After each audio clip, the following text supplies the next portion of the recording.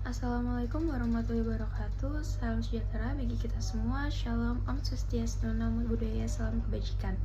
Saya Lulu Vanessa dari kampus Cikarang, mahasiswi psikologi semester 2.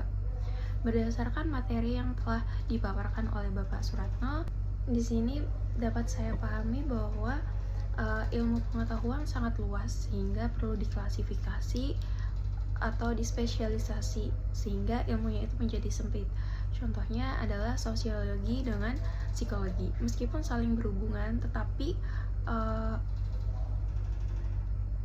fokusnya itu berbeda. Sedang kalau psikologi itu lebih fokus terhadap individu, seperti proses mental, emosi, persepsi, maupun konsep diri. Sedangkan sosiologi itu mempelajari dinamika individu pada masyarakat, atau society is dynamic. Fokus utamanya itu interaksi antar anggota masyarakat, pembentukan hubungan dan pola interaksi, terbentuknya institusi sosial, struktur sosial seperti strata, status, peran, simbol, terus juga ada aturan sosial hukum seperti hukum formal dan norma informal. Lalu ada bagaimana struktur dan aturan tersebut membentuk cara berpikir dan perilaku manusia. Jadi unit analisanya itu lebih ke masyarakat sebagai kesatuan, bukan sebagai individu yang secara terpisah. Contohnya itu seperti masyarakat Indonesia yang tadinya sebagai masyarakat yang agraris, bertani atau ladang seperti itu, menjadi masyarakat yang industri ya, seperti saat ini banyak menjadi buruh pabrik atau karyawan gitu, sehingga di sini dapat diketahui ada transisi ya dari masyarakat yang agraris menjadi masyarakat yang industri ya, karena makin kesini masyarakat itu banyak yang tidak punya tanah ya, makanya mereka memilih menjadi buruh atau karyawan ya. Di sini ada perbedaan sosiologi dan psikologi. Secara pendekatan, psikologi itu lingkupnya itu mikro, dari bottom ke up.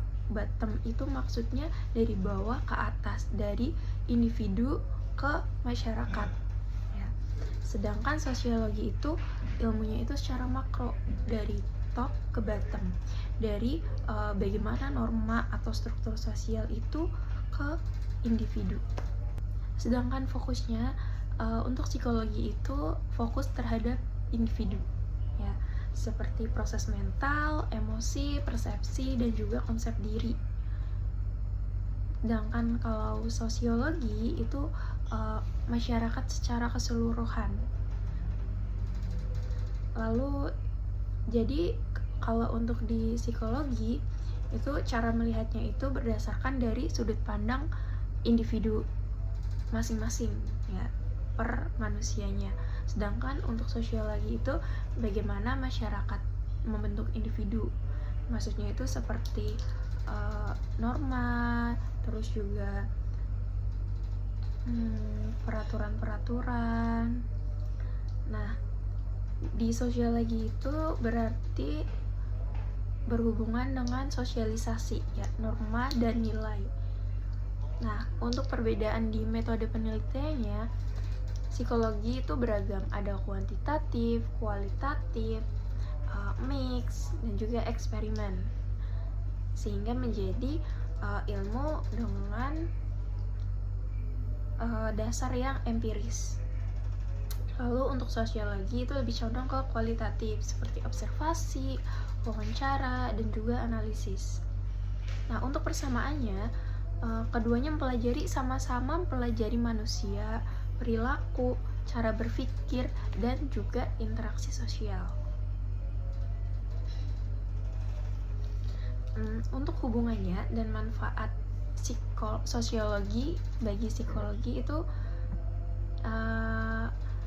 kalau psikologi tadi dari bottom ke top itu bagaimana individu membentuk masyarakat, sedangkan sosiologi dari top ke down itu bagaimana masyarakat membentuk individu. Ya, manfaatnya itu membantu memahami akar masalah sosial seperti kemiskinan, ketimpangan, dan juga konflik yang sifatnya struktural. Terus juga memberikan dasar teori dan empiris untuk membentuk kebijakan atau solusi yang lebih komprehensif. Psikologi kuat di level individu, sosiologi kuat di level masyarakat. Kalau digabungkan bersama-sama menjadi lebih efektif untuk menyelesaikan masalah manusia. Nah, untuk sosiologi sendiri, latar belakangnya itu dimulai muncul pada abad ke-19 sebagai respon terhadap revolusi industri yang bermula dari abad ke-18. Ya, perubahan dari munculnya respon ini yaitu contohnya dari masyarakat yang agraris menjadi masyarakat yang industri.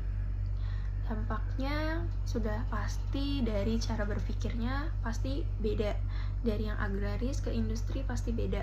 Cara berpikirnya, perilakunya, dan juga struktur sosialnya. Kesimpulannya,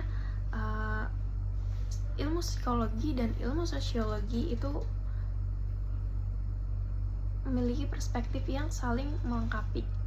Dengan memahami keduanya, kita bisa lebih baik dalam memahami dan menyelesaikan berbagai masalah manusia, baik individu maupun sosial. Sekian yang bisa saya sampaikan, yang sedikit yang bisa saya pahami, kurang lebihnya mohon maaf. Terima kasih.